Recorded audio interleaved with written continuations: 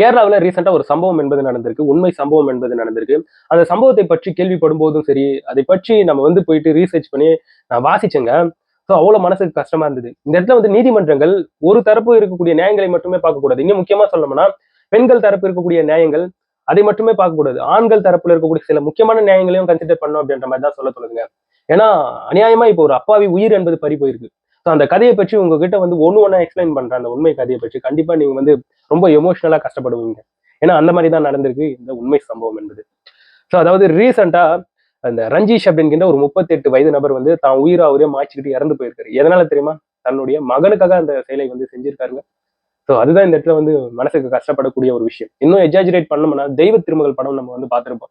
அதுல விக்ரம் அவர்கள் வந்து தன்னுடைய மகள் மேல எந்த அளவுக்கு பாசமா இருப்பாரோ அதே மாதிரிதான் இந்த ரஞ்சிஷ் அப்படிங்கிற இந்த 38 வயசு நபர், இந்த கண்டக்டர், பஸ் கண்டக்டர் வந்து தான் மகன் மேல அவ்வளவு உயிரா இருந்திருக்கக்கூடிய நபர் தான் மகன் இல்லை அப்படின்னு தெரிஞ்ச உடனே தான் உயிரை அவரே மாய்த்திருக்காருங்க. இந்த கஷ்டமான ஸ்டோரியை எந்த அளவுக்கு வேகமா எக்ஸ்பிளைன் பண்ண முடியுமோ அந்த அளவுக்கு வேகமா உங்ககிட்ட வந்து எக்ஸ்பிளைன் பண்ணிடுறேன். வணக்கம் மக்களே, நான் உங்க கோகுல். இது உங்க கோகுல் டேக். இது போன்ற கரண்ட் அஃபேர்லாம் நீங்க தெரிஞ்சுக்கணும்னா கோகுல் டேக் சேனலை சப்ஸ்கிரைப் பண்ணிக்கோங்க. அதாவது மக்களே, கேரளாவில் இருக்கக்கூடிய கும்ளியில தான் இவர் வந்து ஒரு பஸ் கண்டக்டரா இருக்காரு. கேஎஸ்ஆர்டிசி அப்படிங்கிற ஒரு பஸ் நிர்வாகம் சார்ந்து இவர் வந்து பஸ் கண்டக்டரா இருக்காரு. இவருடைய பேர் வந்து ரஞ்சிஷ். இவருக்கு வந்து 38 வயசு ஆகுது. ஒரு அப்பாவியான ஒரு நபருங்க, நல்ல நபர். நேட்டிவ் வந்து இவருக்கு வந்து இடுக்கில இருக்கக்கூடிய கட்டப்பானா அப்படிங்கிற ஒரு இடம் தான் இவருடைய ஊர். ஸோ அவருக்கு வந்து திருமணம் ஆகியிருக்கு.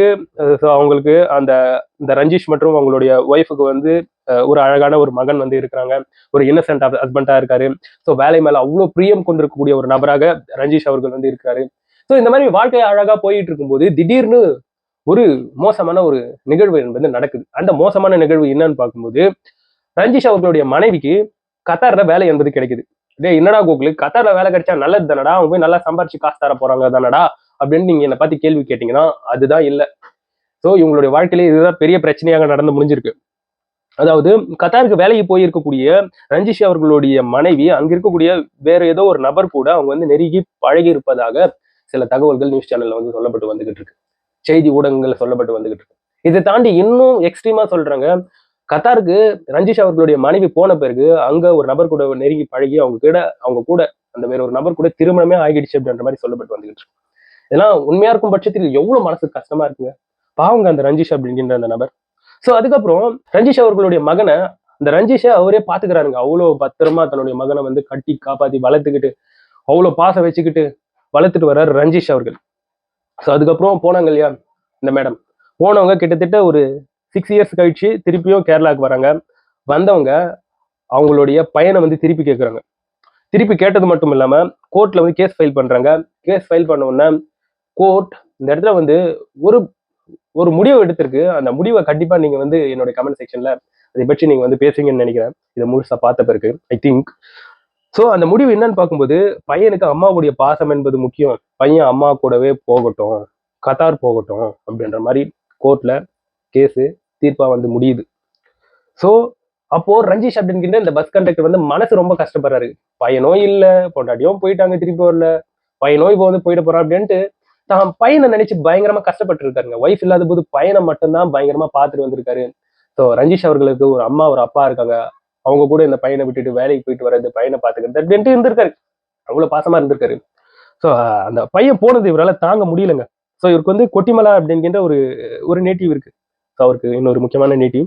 ஸோ அந்த வீட்டுல இந்த ரஞ்சிஷ் அப்படிங்கிற நபர் வந்து தான் உயிரை அவரே மாய்த்துக்கிறாருங்க. தான் பையன் போன கஷ்டத்துல விஷம் வாங்கி குடிச்சிருக்காரு. ஸோ ஹாஸ்பிட்டல் கொண்டு போயிட்டு வந்து சேர்க்குறாங்க. டாக்டர் வந்து ரொம்ப சீரியஸான சுச்சுவேஷன்ல இருக்காரு, இல்லை காப்பாற்ற முடியாதுன்னு சொன்னோன்னு ஸோ ஆல்மோஸ்ட் அதுக்கப்புறம் அவர் வந்து இறந்தும் போயிடுறாருங்க. ஸோ அதுக்கப்புறம் விசாரணை என்பது நடக்குது. அதுக்கப்புறம் இது சம்மந்தப்பட்டு அவர் வந்து இறந்துட்டாரு இல்லையா, அது சம்மந்தப்பட்டு அடுத்த கட்ட நகர்வுகள், இறுதி சடங்குகள் சார்ந்திருக்கக்கூடிய நிகழ்வுகள் என்பது நடந்திருக்கு. இந்த இடத்துல நீங்க கண்டிப்பா நம்ம என்னடா மனுஷங்க அப்படின்ட்டு கேட்க தோணுதுங்க. ஒரு சில மனிதர்கள் செய்யக்கூடிய இந்த செயல்கள். அதாவது ரஞ்சிஷ் வந்து இறந்துட்டாரு, அவருக்கு வந்து இறுதி சடங்கு செய்யணும், கொல்லி வைக்கணும்னா அவருடைய பிள்ளை ரொம்ப முக்கியம் தானே. அந்த பிள்ளையை கேட்டு அந்த பெண்ணுக்கு, அந்த ஒய்ஃப் இருக்காங்க பாத்தீங்களா, ரஞ்சிஷ் அவர்களுடைய ஒய்ஃபுக்கு கால் பண்ணி இந்த மாதிரி ரஞ்சிஷ் அவர்களுடைய மகனை வந்து அனுப்புங்க, கொல்லி வைக்கணும் அப்படின்னும் போது ரஞ்சிஷ் அவர்களுடைய உறவினர்கள் அவங்களுடைய, அதாவது சாரி, அந்த ரஞ்சிஷ் அவர்களுடைய மனைவியுடைய உறவினர்கள், அந்த மனைவியுடைய அம்மா அப்பா வந்து குழந்தைய வந்து அனுப்ப முடியாது, அதான் எல்லாமே முடிஞ்சு போச்சு அப்படின்ற மாதிரி ஆன்சர் பண்ணியிருக்காங்க. ஒருத்தர் இறந்துட்டாரு, அவருக்கு கொல்லி வைக்கணும், அவருடைய பிள்ளை வேணும் அப்படின்னு கேட்கும்போது இந்த மாதிரி ஆன்சர் பண்ணி வச்சிருக்காங்க. இது உண்மையா இருக்கும் பட்சத்தில் என்ன ஒரு மனம்டா அது? என்னங்க நம்ம எல்லாம் கொண்டு போயிட போறோம்? சோ அதுக்கப்புறம் இதுல வந்து கோர்ட் இறங்கி கோர்ட் வந்து இதுல வந்து இல்லைங்க இறுதி சடங்கு சார்ந்திருக்கக்கூடிய நிகழ்வுகளுக்கு பையன் ரொம்ப முக்கியம் அனுப்பி வைங்க அப்படின்னு சொன்ன பிறகு கோர்ட் வந்து அந்த பையனை வந்து வாங்குது, அம்மா கிட்ட இருந்து வாங்கி அந்த இறுதி சடங்கு சார்ந்திருக்கக்கூடிய நிகழ்வுகளுக்கு கொண்டு வருது அந்த குட்டி குழந்தைய. யோசிச்சு பாருங்க, ஒரு 6 வயசு சம்திங் இருக்கக்கூடிய ஒரு சின்ன பையன் வரான், தன்னை வந்து இத்தனை வருஷமா நல்லா பாத்துக்கிட்டு இருக்கக்கூடிய அப்பா பிணமா மாலையம் கழுத்துமாக கை கால்கள் கட்டப்பட்டு இருக்கக்கூடிய அந்த அந்த அந்த பூத உடல் அந்த குழந்தை வந்து பாக்குதுங்க. அப்போ சுத்தி இருக்கிறவங்க சொல்லி அழுகுறாங்க, ரொம்ப நல்ல பையன் இந்த பையன், அவ்வளவு அப்பாவி பையன், அப்பேற்பட்டிருக்கக்கூடிய பையன் இறந்திருக்கிறது எங்களால தாங்க முடியல அப்படின்ட்டு கத்தி கதறி அழுகுறாங்க. அந்த குழந்தை அவனுடைய அப்பாவை பாத்துக்கிட்டு இருக்கு. அந்த குழந்தைக்கு என்ன மாதிரியான ஒரு டிராமாஸ் நடந்திருக்குன்றத பாத்துக்கோங்க. சோ இறுதி சடங்குகள் சார்ந்த அந்த நிகழ்வுகளும் நடந்து முடிக்குது. அவ்வளவுதாங்க. இதுதாங்க நடந்து முடிஞ்சிருக்கு. பாவம் இல்ல, ஒரு அப்பாவி ஆணுடைய வாழ்க்கை எந்த அளவுக்கு பாவமா போய் முடிஞ்சிருக்குல்ல. யார் யார் கூட வாழுதுன்றது வந்து ஒருத்தவங்க கன்சிடர் பண்ணக்கூடாது. மாற்று கருத்தே கிடையாது. அது வந்து தனிப்பட்ட சுதந்திரம். நான் இவங்க கூட தான் இருப்பேன், நான் அவங்க கூட தான் போவேன்றது வந்து ஒரு தனி மனித சுதந்திரம். மாற்று கருத்தே கிடையாது. ஆனா ஒரு 18 வயசு இருக்கக்கூடிய குழந்தையுடைய அந்த பராமரிப்பு என்பது இந்த இடத்துல ரொம்ப முக்கியமானதுங்க. அந்த குழந்தைக்கு அம்மா மேல எந்த அளவுக்கு பாசம் இருக்கோ அந்த அளவுக்கு அப்பா மேல வந்து அந்த குழந்தைக்கு வந்து பாசம் இருக்கும். அப்பாவுடைய அரவணைப்பு இந்த இடத்துல வந்து ரொம்ப முக்கியம். சோ இந்த இடத்துல வந்து கமெண்ட் செக்ஷன்ல பார்க்க முடியுது, சோசியல் மீடியால நிறைய பர்சன் சொல்லி கேட்க முடியுது. இந்த இடத்துல வந்து ஆண்களை வந்து பெருசா பொருட்படுத்த மாட்டாங்க.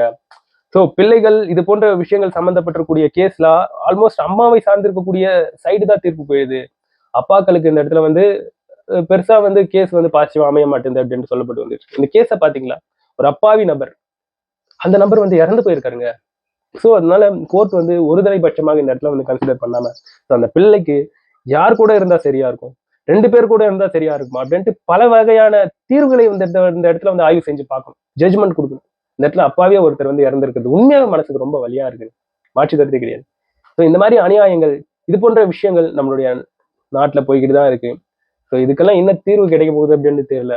இந்த திருமணத்தை தாண்டி இருக்கக்கூடிய உறவுகள், திருமணத்தை தாண்டி இருக்கக்கூடிய ரிலேஷன்ஷிப், இது எல்லாமே இப்ப வந்து பயங்கர மோசகரமானதாக மாறிக்கிட்டு இருக்கு. கிரைம்க்கு முக்கிய ஒரு காரணமே இது போன்ற விஷயங்கள் தான் அப்படின்ட்டு இப்போ வரக்கூடிய மோஸ்ட் ஆஃப் த கேசஸ்ல வந்து இதுதான் கன்சிடர் ஆகுது. இந்த திருமணத்தை தாண்டி இருக்கக்கூடிய உறவுகள் அப்படின்ட்டு. ஜாக்கிரதையா இருங்க.